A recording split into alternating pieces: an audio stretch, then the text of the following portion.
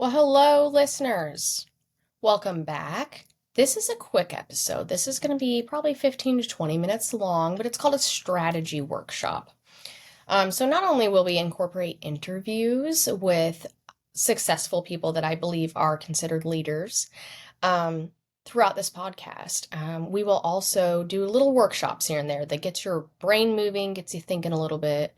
And one of the most important parts of your life, whether it's business or whether it's personal, is going to be your ability to strategize. So, how do we do that, right? How can I help you do that? Well, first, in order to strategize, think of it like a game of chess, okay?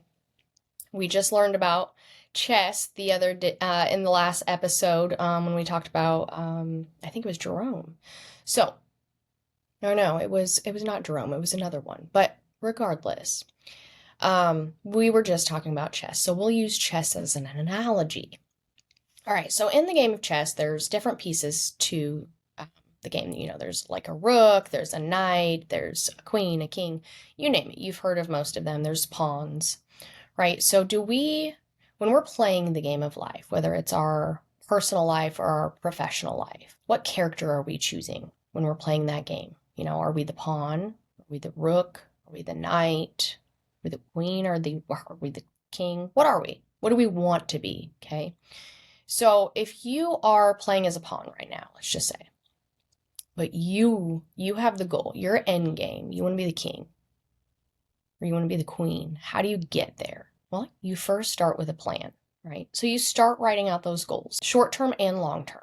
Very important to separate them. Do your short term first. What do you need to do now?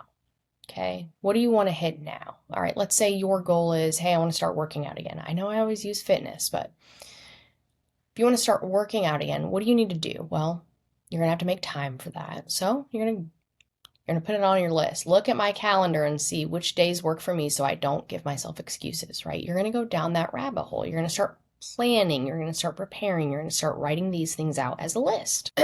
And as you go through this game of life, right, you're going to check things off the list that you've accomplished. You're going to change the list a couple times, right? Maybe you grow up, maybe you switch careers, maybe life happens, and all of a sudden that list no longer makes sense. That's okay. You just create a new list. That's all you do. So, in the professional environment, right, if you want to be strategic, you're going to walk in that door and say, okay, if my end game is I want to be the VP or the CEO of the company, then, and a wise mentor talked to me about this once, so give him credit too. But if your goal is to be the VP or the CEO one day, you need to walk into work every single day and say, what do I need to do today? What can I do today that will help me get to my goal of being the CEO one day? So maybe today that's, setting aside 30 minutes on a side project. Maybe it's an audit. Maybe it's a new program, a new process. There's something, a business case that you're building, a new branch, a new product. It could be anything. Something that will launch that company forward or you forward, right? So as you're building those business cases, as you're creating that list, as you're building that empire, right? You're building the empire. You're trying to go from the pawn to the king or the queen. All right, so you're putting all the moves in place, right? The board's already there. You got to put the pieces in the right place. So you start putting your pieces in the right place. That, in the professional environment, we call that training, we call that documentation, we call that building a resume. You're building that resume. What does that look like? All right, maybe you need extra certifications. Maybe you need to understand all of the policies and procedure. Maybe you don't know that much about employment law. Maybe you don't know much about business in general or how it works or how supply chain works. Maybe you don't know what accounting does or how that ties into the rest of the company, right? There's always something that we can learn, no matter who we are. You can be the smartest guy in the entire world, but there's always something to learn every single day. So while you're putting your pieces on your chessboard, you're understanding where your gaps are in that same time. This is how you strategize, okay? So let's say that project is, you want to build a business case because you need a new business unit in the company for whatever reason. Maybe you think it operates more efficiently with additional headcount and whole new department. Maybe you need to separate departments. Whatever that may be, you're building that business case, right? Well, while you're building that business case, you're getting all the information. You're researching, you're observing.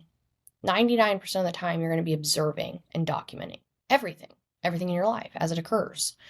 And this is true in the business world. So you're gonna throw things out there. You're gonna throw feelers out there. You're gonna notate it. You're gonna evaluate it. You're gonna watch it over time. You're gonna observe, and then you're gonna move the pieces around and go, okay, that worked. That didn't work. What do we need to do next? How do we get to checkmate? How do we get to CEO level? You always have to think of every possible outcome. Every time. It doesn't matter. You have to have a plan A, a plan B, and definitely try to have a plan C. So thinking strategically means you need to look at it from outside of your ego, outside of yourself. Say, okay, if I was going to change this process, if I was going to build this business case, if I was going to do these things, I need to look at it like the brain of the operation, right? What are all the moving pieces that need to be arranged, and how do I need to go do that going forward to ensure without a doubt that my plan is foolproof. And foolproof is as foolproof as it can possibly be. Something will always go wrong, right? It's an apparent failure that will teach us a lesson. But the goal with strategizing is to make it less hard on ourselves, less hard on our business, our team, our production, supply chain, accounting, on the pocketbook. Our intention is always to make it as easy as possible. Nothing's easy. Nothing will ever be easy, but as easy as possible, okay? So again, let's say you were like, okay, well, if I wanted to change, let's say you're a shoe company and you have a product line of different shoes, but all of a sudden you read a study and you find out that one of the products, the chemicals inside of the product in your foam for your shoes, it causes hazard or cancer to someone. And so you're like, oh, you know what? We need to still sell our product, but we need to take this one chemical out.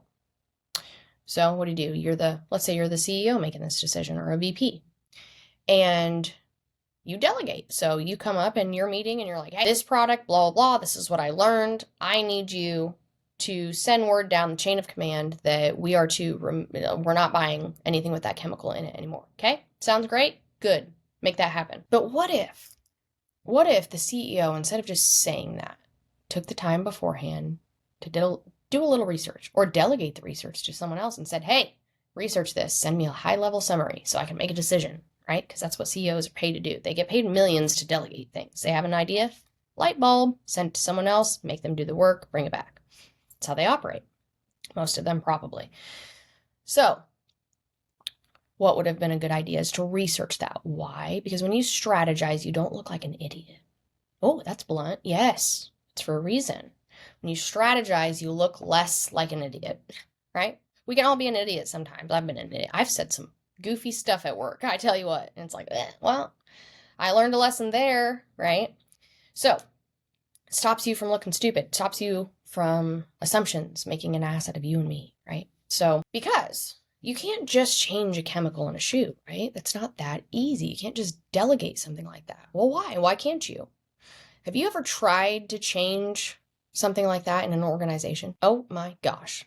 The level of people involved. All right, I'll give you a recap. So, all right, the chemical in the foam. Well, that foam supplier doesn't offer any foam that doesn't have that chemical. So now what do? Sounds like you have to find a new vendor for that foam. All right, now we got to go hunt around. Well, who does that involve? All your cross-functional teams, supply chain, sales. Now sales has to go make a couple phone calls. Now they have to negotiate. What does that cost look like? Did you think about those costs when you made that decision, when you sent everyone on a wild goose chase? And in the meantime, what's the lead time on that new foam? Is that going to mess up all of your current production? How does your sales look? Like, what's your promise? Is it a year in advance? Is it same day turnaround? Is it 2 days? What is it? How's that going to impact those? So now do we have overtime? Do we even have a new business unit that can handle that kind of large task? Do you need a project manager now? Is that additional headcount? Did you get that approved? What's that cost? You see where I'm going with this? Every possible hindrance to make your life easier. How will it impact people? Not to mention the basics of that. You fire off an email like that, then all of a sudden you have people out getting quotes for things and dealing with meeting after meeting after meeting with salespeople. Then I'm telling you, you have to think about these things. So you have to think strategic. All right. You know what? I read this article. I'm the CEO. What should the CEO have done? He should have researched first, because maybe he would have already came to the conclusion. Maybe he would have, through a quick chat GPT function, who knows? Maybe he would have realized that like that study was only done with, 20 participants in Europe, and there were, all these things, and there was no suggestion here, or maybe it was the reverse, and maybe that it's there's another company out there that it could be an easy transfer. Maybe they work with an additional vendor. Maybe they have a connection. There's where there's a will, there's a way. There's always a will and there's always a way. So there's always another solution there. But the point is to strategize it in every possible outcome so you can meet those people where they're at. Because you're going to have people in those brainstorming sessions, or even at home, where you're going to throw an idea out there. You're going to throw something out there. And you're going to hope that everybody goes with it, right? Like, if you're at home and you come across a TikTok and it's like, hey, you should invest in Bitcoin. You're like, oh, you know what? That sounds like a great idea. And then you tell the wife, hey, can you transfer blah, blah, blah into this account because I'm going to invest in Bitcoin. And then like, what if it was a scam? What happened because you didn't take the time to pause, stop, observe, do your research, build your plan? Nothing has to happen immediately. One thing you learn in business is the ability, when you finally figure this out, it's life-changing, but the ability to tell people in the business world, your emergency is not my emergency. Just because it's an emergency of yours doesn't mean it's an emergency of mine. The only time that works, number one rule, right? The only time it's considered an emergency is if it's your boss or someone higher than your boss asking you and telling you your deadlines ASAP. It's the only time. Everything else, kick rocks, right? I'm on a mission. I'm on a pathway. I've got my orders. I've got my objectives. I've got my goals. My manager, same way. So I don't know who you are, what department you're in, but your emergency, your lack of planning is not my fault. Even in a fast-paced manufacturing or production environment, yes, I've worked in them, it's still possible to wait on certain decisions, especially ones that require detailed planning and strategizing, like changing a process, right? It's just like when companies decide to brand things. The amount of chaos that goes into branding to change a logo. I'm telling you, it's not just a word and a direction that you delegate to someone. You are impacting every function of your organization. And you as a leader have to understand that, just like in your personal life. In your household, every single action that you take is going to impact every team member of that organization, your family household, your daughter, your son, your mother, your whoever lives with you. Every decision made. So every decision made, unless it has to be right then, which there are those that come up that have to be right then. Everything else, you can sit back, observe, see every possible outcome, have a plan A, a plan B, build your business case, and then let it all ride out. Well, I'll give you a good example of in real life how I did this, right? So how can I teach you to strategize? What do I offer? Well, I'll tell you how I strategized and became a great critical thinking individual and human being in my own personal environment, right? So, all right, the game of chess. How do we strategize? All right, let's say I worked for a company and I wanted to change the way they did business with their leaders because they had some really poor leadership, right?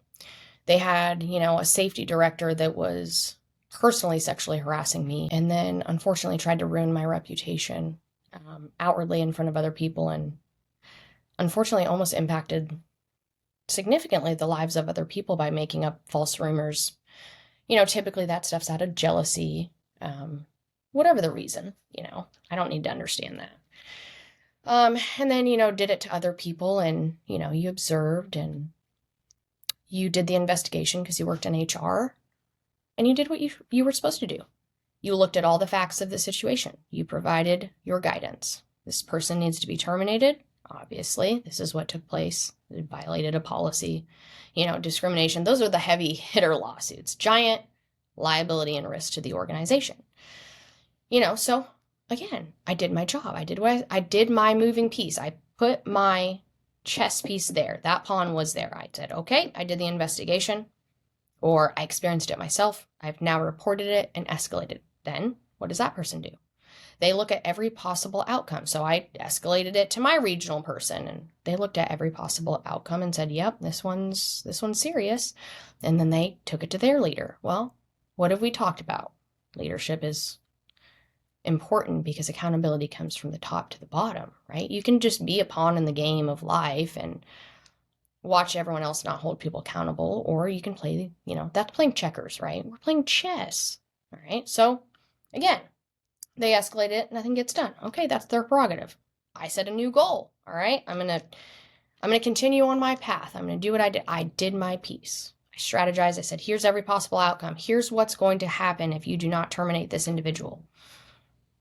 You're going to get sued. You're probably going to pay out the ass. Other people are going to come out of the woodwork. This is not going to be hidden. It's actually going to come to light that the higher-ups hid this from the organization and did a cover-up, which risked the liability of the company even more, So you give them every possible outcome and people make their decisions, right? But you still strategize. I'm going to tell you exactly what's going to take place. And if you don't do these things, this is what's going to take place. And you allow them to make their decision, right?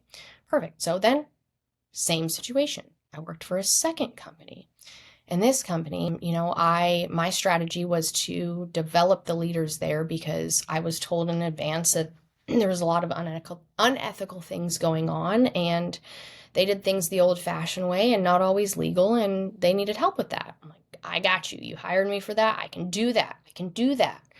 Well, I did that, right? My strategy was I'm going to ensure that the bad ones get out of the company and the good ones get to thrive in a peaceful and positive, happy working environment, just like at the company prior to that. I just wanted everyone to not be sexually harassed and their reputation tried to, be ruined while they were there. Everyone deserves a peaceful working environment. That's who I was. That's what you hired me to do, and limit the liability to the company.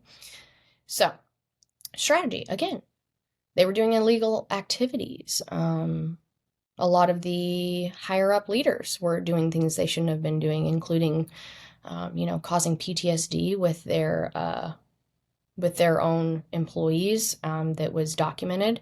That I escalated multiple times, right? I did my job. I observed, I documented, shot it up the chain of command. Nothing was done. All right. Well, I did my job. And this continued. They were spraying illegal chemicals and hiding it from the government. And then, they were illegally moving product across state lines they weren't legally allowed to do and hiding that. And then they admitted to it after everything was said and done. Again, I sent my high-level summary. Here's all the facts. Here you go. Here's strategy. This is what's going to happen. This company is going to get sued.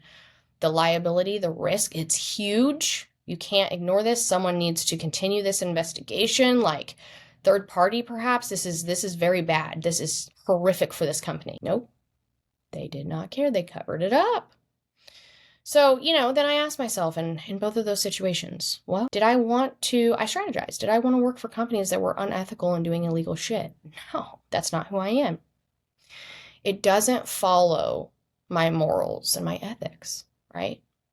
I want to improve the world. I want to make the world a better place. I want to make every organization a better place. Why? Because we all deserve to be happy. It's not that hard. Make a little money while you do it. I'm not saying you have to love your job, but it doesn't have to be what, puts you 6 feet under either. So it's like, I don't want to work for companies like this. The first company, oh yeah, I walked away. Definitely did. And, did I win in that game because I walked away and, I escalated and nothing took place? I mean, I think so. I learned a great lesson. Second company, I reported all the illegal stuff. They hid it. And what did I do? I said, I don't play in insane games, So I walked away. I'm like, listen, I'm just reminding you, this company is going to be significantly impacted if this doesn't change. No one heard my cries. funny little history lesson. Hi, my name's Cassie. I'm here to teach about history today. Right? It comes with strategy talk, business talk, personal talk, and history. There was a crown princess, and she was the crown princess of Troy. Her name was Cassandra. She was a prophet, but nobody ever believed her, only because Apollo fell in love with her, supposedly, and cursed her so that no one would believe her prophecies. But all she did, you know what she did? She actually did correctly prophesize the fall of Troy. And how did Troy fall? A little Trojan horse. So, let me tell you what I have to offer you. Maybe this should have been the first episode. But how can I help you strategize and be a leader? Well, what if I told you that both of those companies, the first one, I'm still within a 180-day window of being able to send a nice little email to the EEOC, right? Just give me a lawyer. Woo! There you go. So I could do that, I could call the EEOC, the other company. It was just recently. There's no reason why I couldn't say what I know or even, file anything with the government saying what I know. It's not blackmail. There are things that people do that should not continue to be done. And if you have an organization where you're allowing illegal stuff to be done or unethical things, what do you think is going to happen to the company? You've got to strategize about these things. If you have people in your company that you know are going to bring that company down, you're never going to be able to hide it under the rug. It will always come to light. Always. It'll always happen again. It's going to keep teaching you the same lesson as an organization. It will keep coming up until you deal with the root of the problem. So, here's how I can teach you about strategy. Those two companies, I just told you their story over a podcast that I created. And then I sent the podcast to the individuals at that company that were originally tasked with escalating it. And unfortunately, the wrong decision was made. The wrong decision was made. But that's okay. It's the season of forgiving, right? Shot at redemption. Those people are listening to this podcast right now because I sent it to them. Now they have the opportunity to go to their higher ups and say, hey, knock, knock, knock, Cassie's calling again.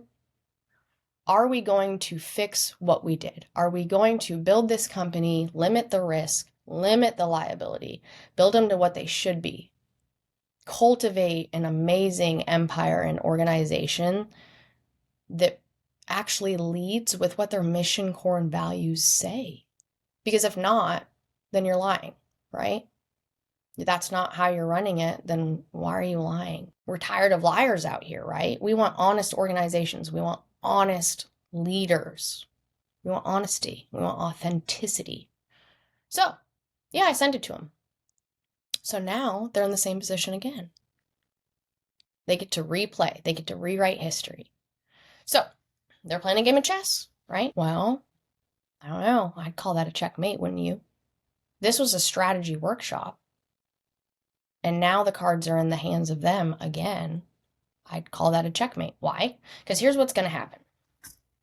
This is how companies strategize. Here's my strategy. This is what I would do to strategize as a company with my response. They're going to be like, oh my gosh, here we go again. And then they're going to escalate to their boss, which is usually a VP or someone else. And they're going to, complain about him like, I don't know, blah, blah, blah, blah. They're going to talk smack, right? And then they're going to send it to their legal team. Here's what's going to happen. One company, they just know. They know they need to finally do the right thing. That's going to happen. Good for them. They're going to send an offer, a settlement, because no one needs to go to court. And honestly, who has time for that? And then, I'll strategize, I'll observe, I'll sit back, I'll read it, I'll negotiate with them probably, maybe counteroffer. Who knows? Depends on how sorry they are, right? Depends on how much they really want to change their organization. How much do they want to fix it? How much do they want to do right? Right? Because I also have an audience across a lot of platforms. I didn't say the company names, but I could. Because even in a court of law, you have to remember, I don't have the burden of proof. They do. You got to prove me wrong. My documentation is flawless. Do you know why people love me being assigned investigations in an organization? Because it's damn near perfection. Because I strategize everything. You don't think that in every single situation where I was at in both of those companies that there's not a documentation trail that I'm completely aware of that's my court case for me? Hello? I built a tribe of leaders where I taught them how to document and how to look out for these things and how to navigate these things. They are my tribe. I built it for them and they built it for me, right? We're playing the game of chess together. So, yeah, they'll send it over, their legal team. The other company, it'll be the same thing. Their attorney will look at it because here's the thing. In my resignation letter at the second company, my resignation letter was attached to the summary of everything that took place. My high-level summary was also my resignation letter. And the email attached to that also had some pretty damning stuff on it. My boss even said at the time when I resigned that she wishes that my resignation letter was separate from that email. And the only thing I responded with was, I know. Because I do know. Because I know that one resignation email, that piece, was one of the biggest pieces to the chess game, right? That's all you needed right there. Hell, even submitting that to unemployment alone. Oof. Golly, the state that also holds the licenses for that company. I mean, they're different branches, but people talk, The risk, the liability. Again, I tell people what's going to happen and they don't listen. I don't know. Because I strategize every possible thing. So my point to all this is be so good at strategizing that you don't just play the game of chess. You damn near invent a new way to play, and at the end of it, you still say checkmate. Or, even better, you could strategize further and develop like a tribe of mentors, but a tribe of people along the way, like I said earlier, that have also been through the same experiences as you, that also documented everything, that also strategized every possible outcome. And then you guys, shine together, right? You shine together. So all that to say, there is always a light at the end of the tunnel. All the bad always comes out, right? All of the truth always comes out. You just have to have the strength and the courage to believe that you can do it. Just like when you're strategizing, whether it's your organization or your personal life. If you have a goal, don't be scared to do it. Strategize. It'll take the fear away. Make that list first. Tell yourself it'll be all right. Make the list of everything you have to do to make that list even more successful. And it takes away the fear, right? You have strength in taking away fear. What am I scared of? I'm not scared of much. My court cases, if I ever decided to go, they're done for me. I don't have to do any of the work. I already did it. Past me did it, right? I'm just sitting here in the queen's spot going, checkmate. And again, so the other tribe members, I want to remind you guys, including the ones that are listening, to have the courage to always do the right thing because integrity is everything. If you want to be a leader in this world and you want to show yourself as an example of what a good leader is, can I count on you? Do you have integrity? Can I trust you? Are you ethical? Is it fair? Is it balanced? Is there justice? Is it all good and gravy? Or is there a bunch of stuff hidden under that beautiful carpet right there, right? If there is, and you're a leader in an organization, you have a duty to fix that. And if you don't want to, you don't feel the drive or the hunger, the motivation to do it, you really probably need to leave that company or find a different organization to do it. Because you have to be willing to want to stand up and take the beating to be the odd man out that's going to drive change in your household, in yourself, in your organization. If you know what the risks are to you, why are you taking them? Right? Drinking and driving, for one. Why are you drinking and driving if you know that the risk is that you could take a life of someone else or a family or yourself, right? You strategize every single day. You just don't think about it. You don't put a word to it. You just need to practice at strategizing and be better. So start with the goal. What do you want to be? You want to be a CEO one day? You want to be like me and be on TED Talks and continue to spread the word around the globe, where you remind people how to be leaders that are compassionate and effective and change the world and do it with integrity and honesty and transparency. That's the dream, folks. That's the dream. So maybe this should have been the first episode. We'll see. We'll see what happens. I'll keep you guys posted on both of those businesses. We'll keep our eyes on it. We'll see what they do. You know, I anticipate one will come back and be fine with it. I think the other one will throw a little bit of a fit. I think there will be some animosity, and then I think at the end of the day, it'll all work itself out like it always does, right? Because at the end of the day, we all want the same thing, which is everybody to go to work happy, everybody to live their life in a happy way, a happy, positive way.